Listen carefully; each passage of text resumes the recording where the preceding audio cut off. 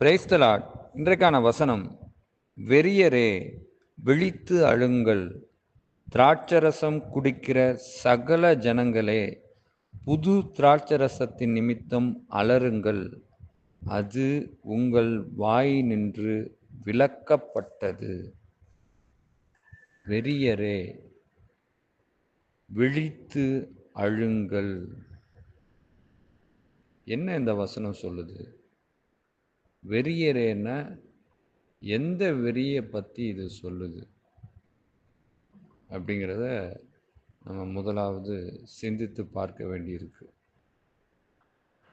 அதில் முதலாவது மாம்ச பெருந்தீனிக்காரன் அப்படிங்கும்போது வெறும் சாப்பாட்டை மட்டும் குறிக்குமா அப்படின்னா அப்படி இல்லை. நம்ம மாம்சம் தேடுகிற ஒவ்வொன்றையும் குறிக்கும்.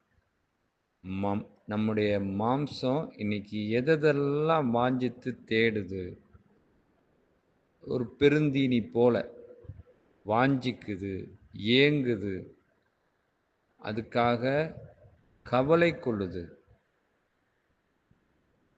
பார்க்கறதெல்லாம் வாங்கணும்னு வாஞ்சிக்குதா, பார்க்கறதெல்லாம் அடையணும்னு வாஞ்சிக்குதா? இதெல்லாம் ஒரு பெருந்தீனி. பணத்தை பார்த்த உடனேயும் மாம்சம் அதிகமாக வாஞ்சிக்குதா? ஒரு நிர்வாணத்தை பார்த்தனையும் அதிகமாக வாஞ்சிக்குதா? இச்சையை தூண்டுகிற காரியங்களை பார்த்தோனையும் அதிகமாக வாஞ்சிக்குதா? இப்படி பல விதங்களில் மாம்ச பெருந்தீனி காரன் நீ என்ன பண்ணணும்? விழித்து அழணும். ஆக்சுவலாக இந்த வசனம் பழைய ஏற்பாட்டின் காலத்தில் கொடுக்கப்பட்ட வசனம். இஸ்ரவேலர்கள் அவங்களுடைய வாழ்க்கையில் அவங்க இப்படி தான் வாழ்ந்துட்டு இருந்தாங்க. மாம்சத்துக்கு தீனி போடுகிற காரியங்களை செய்துட்டு இருந்தாங்க. நம்முடைய மாம்சம் எதெல்லாம் கேட்குதோ, எதெல்லாம் வேணுங்குதோ அதுக்கு தீனி போடுகிற அளவில் அவங்க வாழ்ந்துட்டு இருந்தாங்க. அது போலத்தான் இப்போ நாமும் வாழ்ந்துட்டுருக்க இந்த காலகட்டங்களில் நம்முடைய மாம்சத்துக்கு தீனி போடுகிற மாதிரி நாம் வாழ்ந்து கொண்டிருக்கிறோமா? உடற்பயிற்சி நல்லது தான், ஆனால் உடற்பயிற்சியே வாழ்க்கையாக மாறிடக்கூடாது. டயட் நல்லது தான், ஆனால் டயட்டே வாழ்க்கையாக மாறிடக்கூடாது. இப்படி ஒவ்வொன்றுலையும் நம்ம உடலை நல்ல ஆரோக்கியமாக பாதுகாத்து கொள்ளணும். இது நல்லது தான், ஆனால் நம்ம உடலை ஒரு நல்ல ஒரு எப்படி சொல்கிறது, நல்ல ஒரு பாதுகாப்போடு நம்ம பார்த்து கொள்ளணும். நல்ல அதுக்கான கேர் எடுக்கணும். ஆனால் அதையே வாழ்நாள் முழுக்க செஞ்சிட்டு இருந்தால் எப்படி இருக்கும்? இதுவும் அந்த மாதிரி ஒரு விஷயந்தான். மாம்சத்துக்கு தீனி போடுகிற விஷயம். பியூட்டி பார்லருக்கு போகிறது, ஏதோ கொஞ்சம் பவுடர் போட்டு கொஞ்சம் நீட்டாக ட்ரெஸ் பண்ணணும், நீட்டாக இருக்கணும், அது தவறு இல்லை. பட் பியூட்டி பார்லருக்கு போகிறேங்கிற பேரில் போய் அதிகமாக பல விஷயங்களை செய்து மாம்சத்துக்கு தீனியை கொடுத்துட்ருக்கிறது மாதிரி செய்யாதீங்க. விழித்து அழுங்க அப்படின்னு இங்கே இந்த வசனம் நமக்கு சுட்டி காட்டுது. இதுபோல் சாப்பாடில் ஒரு அளவு இருக்கணும். நமக்கு தேவை எவ்வளவோ, நம்ம வயிறு எந்த அளவு தேவைன்னு சொல்லுதோ அந்த அளவுக்கு சாப்பிடணும். போஜன பிரியனாக இருக்கக்கூடாது, பெருந்திண்டியாக இருக்கக்கூடாது. இருக்கிறது அனைத்தையும் மொத்தமாக வளைச்சி போட்டு சாப்பிடக்கூடாது. கண்டதை கடையதை சாப்பிடக்கூடாது. அதிகமாக சாப்பிடக்கூடாது. ஒரு ஆரோக்கியமாக வாழ்கிறதற்கு எவ்வளவு தேவையோ அந்த அளவு தான் சாப்பிடணும். அதிகமாய் சாப்பிடக்கூடாது.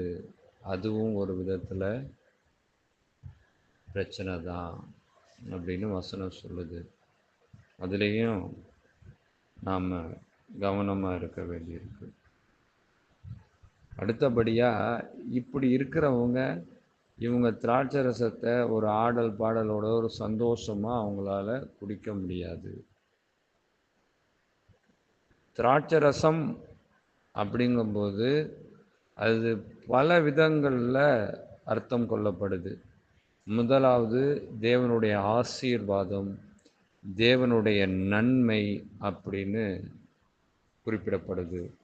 அடுத்தபடியாக பாவம், உலக இன்பம், இதுவும் திராட்சரசம் அப்படின்னு குறிக்கப்படுது.